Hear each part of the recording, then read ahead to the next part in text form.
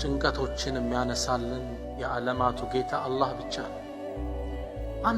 አንድ ግለሰብ መርከብ እየነዳ ወንዝ ያቋርጣል። ሲያቋርጥ መሃል መንገድ ላይ መርከቡ ትሰጥምበታለች። ሊሞት እንደሆነ አሰበ።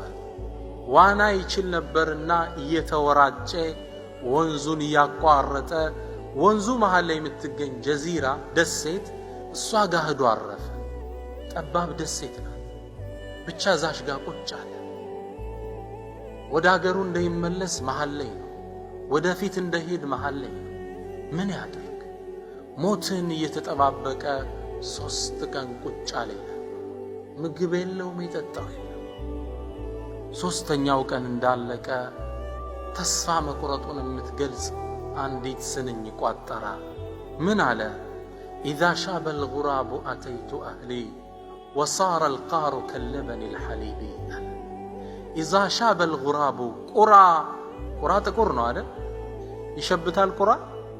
ኢዛ ሻበ አልጉራቡ ቁራ እኮ ሲሸብት አተይቱ አህሊ ወደ ቤተሰብ የመጣው ወሳረ አልቃሩ የአስፓልት ጭቃ ከለበኒ ልሐሊቢ እንደ ወተት ነጻል። የአስፓልት ጭቃ ወተት መሆን ይችላል?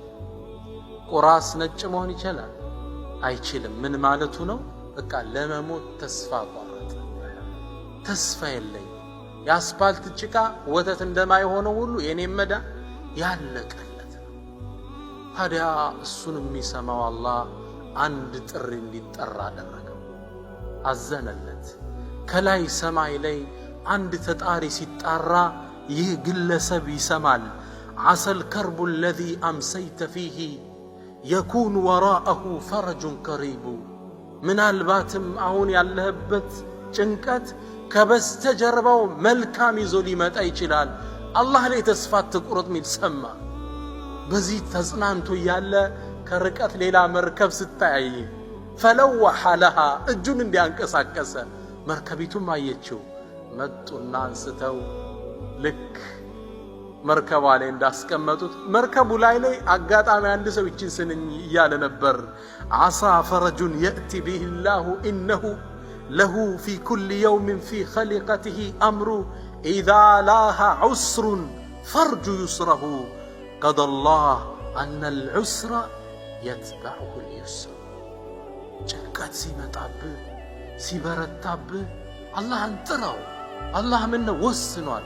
ከጭንቀት በኋላ ምን ይመጣል? ሰላም ይመጣል፣ ዩስር ይመጣል፣ ፈረጅ ይመጣል። ያን ግለሰብ ያዳነው ማን ነው ወንድሞቼ? አላሁ ረቡል ዓለሚን።